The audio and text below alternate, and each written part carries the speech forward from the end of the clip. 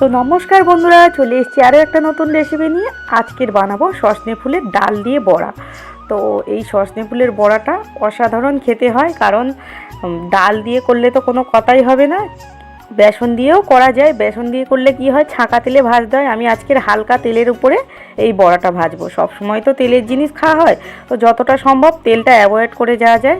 তো চলুন, ফুলগুলো ভালো করে বেছে নিয়েছি। এইবারে চলুন গ্যাসের কাছে যাই, গিয়ে ডালটাও বেটে নিতে হবে। নিয়ে এইবারে ভালো করে বড়াটা রেডি করব, বড়াটা ভাজবো। চলুন। তো প্রথমে আমি এই যে খেসারির ডাল ভিজিয়ে রেখেছিলাম 1 ঘন্টা আগে, ডালটাকে ভালো করে ধুয়ে নিয়েছি। এবার ডালটাকে ভালো করে মিক্সচার করে নেব।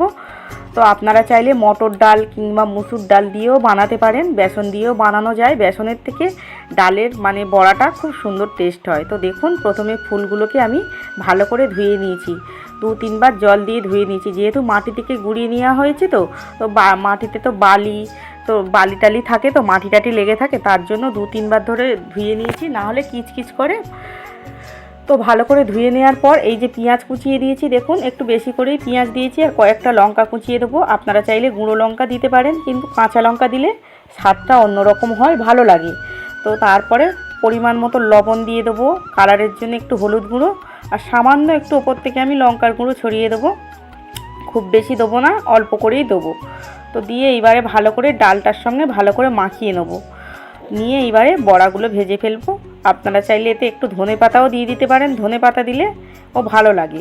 তো দেখুন, ভালো করে এবার মাখিয়ে নিয়েছি। নিয়ে এবার কড়াইতে তেল দিয়ে ভালো করে কড়াটা, দেখছেন তো একদম অল্প তেলে, তো কড়াটা একটু তাতিয়ে নিতে হবে।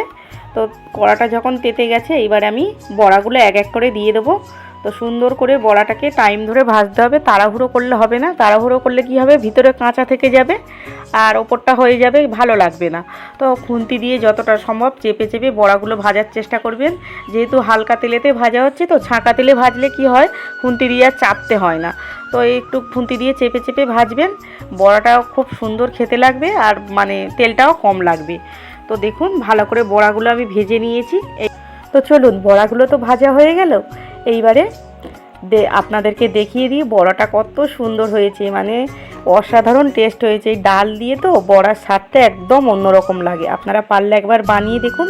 এই ফুলটা তো আর বেশি দিন পাওয়া যাবে না, অল্প সময়ের জন্য, কিছু দিনের জন্য পাওয়া যাবে। তো আপনারা পারলে তাড়াতাড়ি বানিয়ে দেখুন।